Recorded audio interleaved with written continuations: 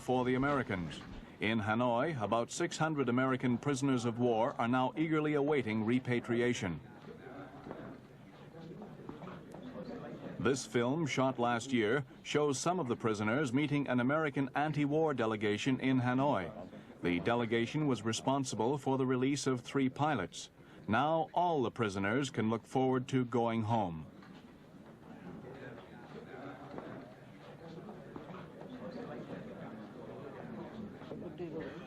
Meanwhile, in Washington, preparations for receiving the prisoners are going ahead with clockwork precision.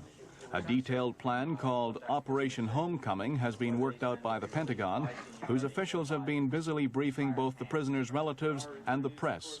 At these briefings, a whole succession of charts, diagrams, slides, and films have been used to explain exactly what will happen. C-141s or possibly the C-9s will pick up. North Vietnam is expected to release the prisoners in groups of about 100 over the next 2 months.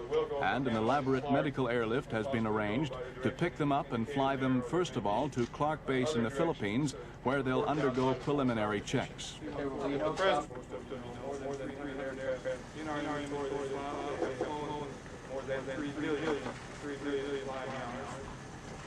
The other aircraft that... The planes themselves will be adapted as flying hospitals with a whole range of medical facilities, from drugs to specially designed cots for the stretcher cases. To many Americans, the thought of their fellow countrymen being held by the communists has been unbearable, and the government is only responding to public feeling in making such elaborate efforts, not only to bring the prisoners back quickly, but also to look after them once they're home. That process will start in 31 hospitals all over the United States, like this one in California, the largest naval hospital in the world. Each prisoner will have his own room, which will be freshly decorated and made as comfortable as possible. All of them will have private telephones, radios, and color televisions.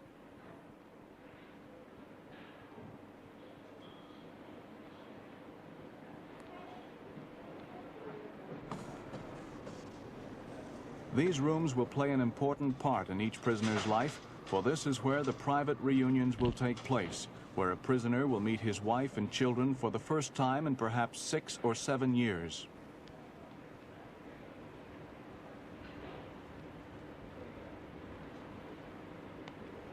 The doctors and psychiatrists who work here know that the prisoners will be bringing to these hospitals every kind of problem, from insomnia to impotence.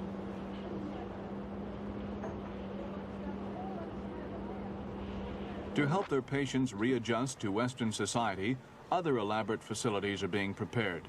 The prisoners will be able to see, for example, 2 half-hour films covering the events of every year they've spent in captivity.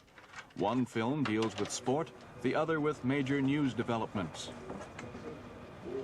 Books and magazines will also be supplied, and there will even be a special dictionary of up-to-date slang.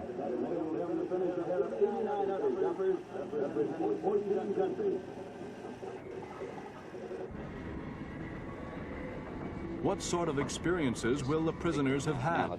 And will their imprisonment have changed them in any way? One man who knows is Commander Bob Frischman, a pilot who spent 2 years in a North Vietnamese prison. How have these men been treated in the prison war camps? Well, basically, I relate time I was from 67, 69.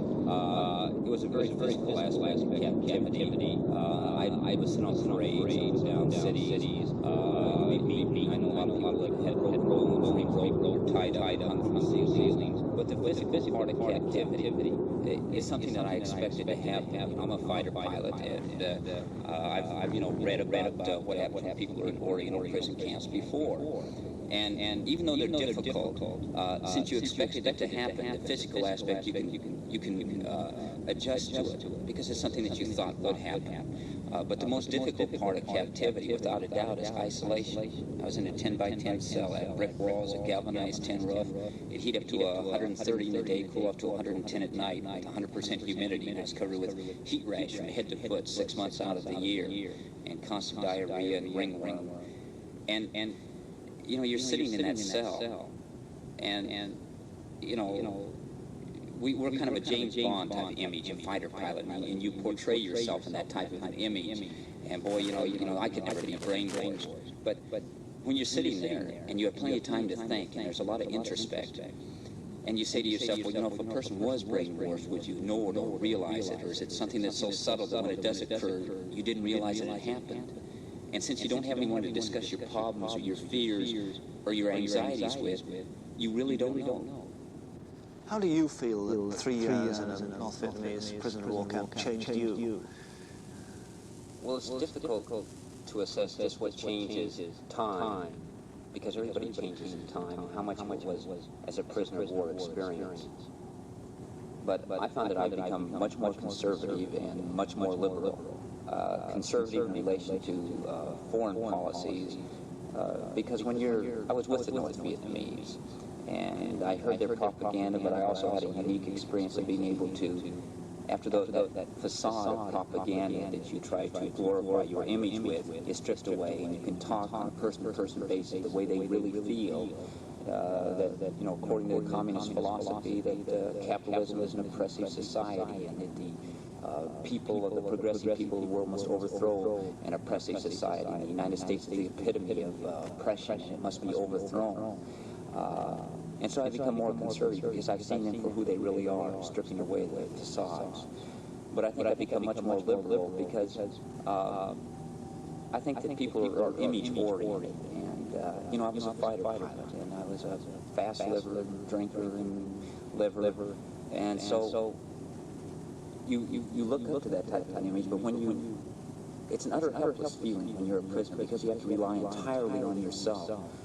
As an individual, you can't call up a doctor or a friend or a lawyer or ask people. You have to rely on yourself, and so you have to know who you really are. And when you find out who you really are, you can no longer use those images. And so I think that I've become much more liberal in relation to people because I basically have found that my own weaknesses and my own strengths, realistically, instead of in relation to society's images. And so I relate much more to people on a person-to-person basis now and today because of the experience.